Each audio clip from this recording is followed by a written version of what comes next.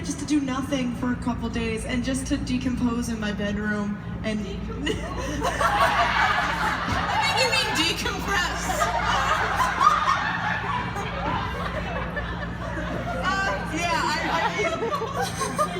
I mean that word. I'm not actually going to decompose in my bedroom. Yeah, decompress. Maddie, please take this away because I'm burning up inside. That was a good one. I can tell it's going to be a good crowd tonight. You know why? Because you guys are laughing at our jokes, and usually people just don't. Okay. I can tell this is going to be a good night. Just foreshadowing a little bit, can you guys, me and Maddie are going to go on stage and talk a little bit later in the show, so if you could, we have a skit and we need you to please laugh, because so many times it's like you can hear a pin drop. So just fake it so everyone will be like, oh, this is actually funny, we should laugh. Okay, so I think we got to speed it up here, but I will say something I can't wait to do is I'm going to get home and turn off my phone and get off social media and everything, and I just want time with my family. I want to sit on the couch, I want to watch The Office, and I want to eat a lot of carbs, and I want to decompose. Alright y'all, well, I'm only gonna be home for a day because the grind don't stop and the hustle don't quit.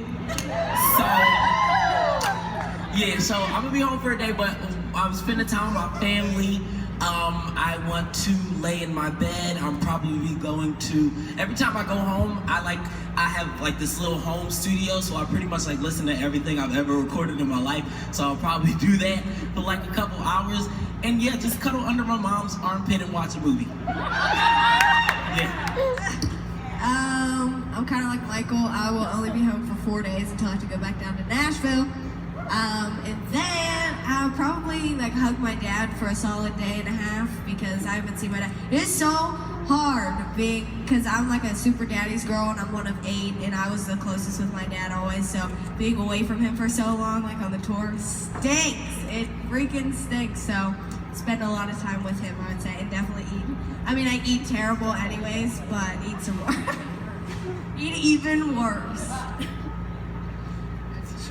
Okay, it's Yes, in the back.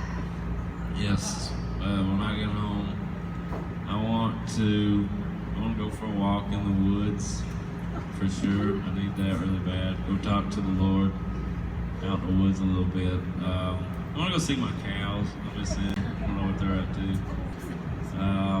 You know, those sorts of things. Can't wait to go back to church either, to my home church. So I miss them so much. We've been going to churches, but it's, you know, it's nothing like your home church. So can't wait to go back. Yeah, on our days off, we find churches to go to, and it's really nice. It's been really good. Go ahead. I want to pet my dog, and I want to sleep. I just need to hang out with my mom for a while. I'll probably go drive her to a store or something. That'll probably be what happens. Nothing was staged. It was totally like authentic, and everything you saw on the screen was exactly who we are. And me and Caleb really are dating. We are. It wasn't staged. Yeah, go with it. Caleb, go along with it. We met on Bumble.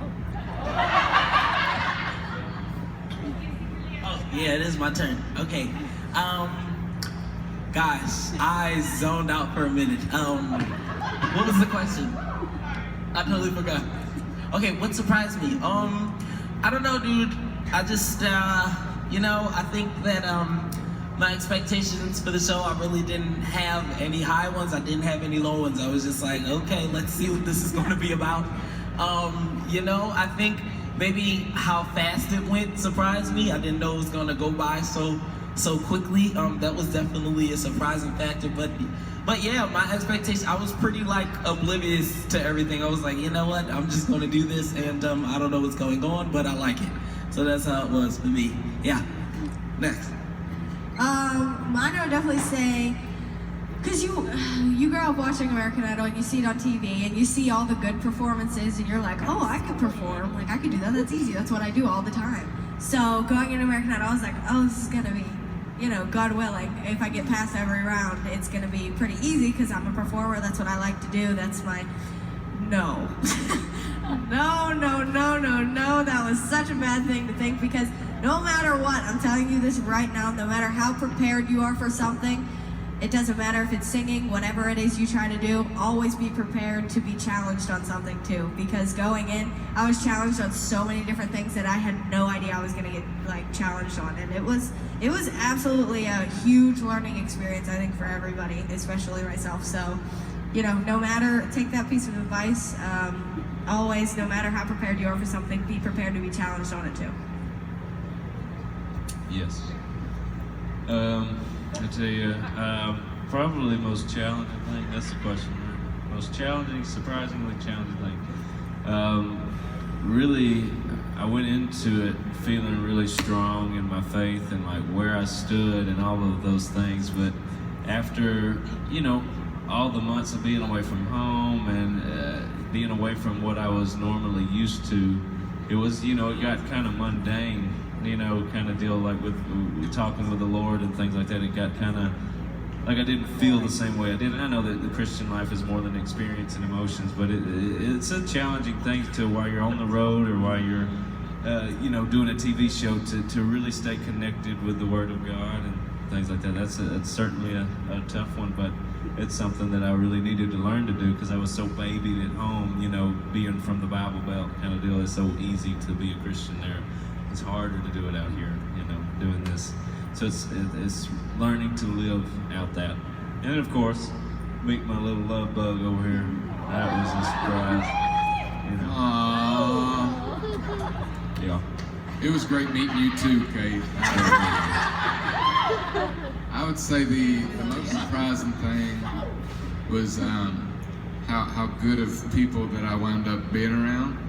Because I don't know, I mean, you think like musicians are weird anyway, like singers, because, you know, like in general, like, I don't know, you just kind of have to be a weird person to think that you should be able to get away with singing your whole life and that just be your career.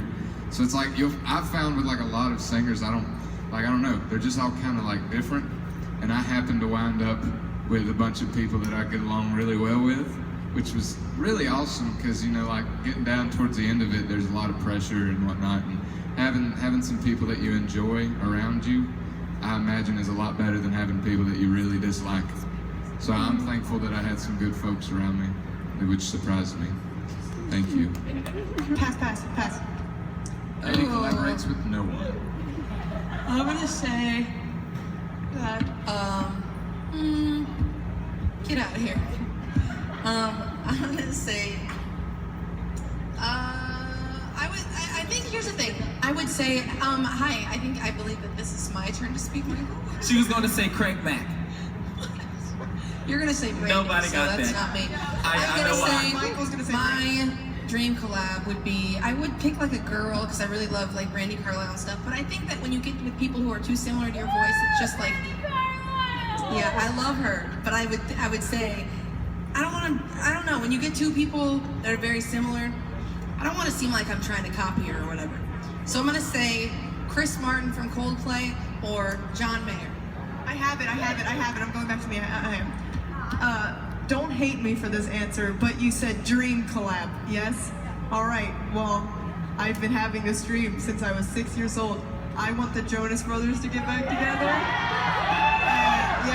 I want to sing with the Jonas Brothers. I feel like that's, because to be honest, that's my dream collab. I'm not thinking about, you know, what will sound the best. I'm thinking, what would I really want deep in my heart? Yeah, what's gonna be most fun? And I think the Jonas Brothers. Okay.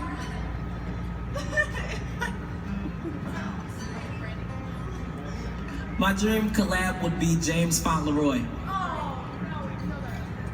It's okay. Can y'all clap? Give me a little He just didn't want to say Brandy because we shamed him for it. Y'all wouldn't clap for that one either, trust me. I would say female collab. We actually did get to kind of collab with her on American Idol. Carrie Underwood's definitely my female. For a guy though, I'd say Steven Tyler. I think Steven Tyler. Yes. Yeah, good pick. Probably Brandy Norwood. They don't get it. These jokes. They don't get it. Oh, he didn't say wow. that. Okay, never mind. So the joke is, Michael always talks about Brandy Norwood. It's okay, you don't have to explain. And then, so I usually say Brandy Norwood is the Thanks for the question. It works. Forget it. Thank you. You know, I tried to say it, but he didn't want to probably listen. my favorite, or yeah, the person Dream collab. rather, dream collab would probably be Stevie Nicks. Yeah. I'd say It's that mine too, one. guys. All right. I think I would really like to collaborate with Michael J. Woodard. That's a good one. And if not him, probably like Eric Church. It's one of my favorite like modern country singers that are on the radio. Anybody else? You know, while we're at it, I think Abraham Lincoln would have a lot to offer. Okay. All right, guys, that was great.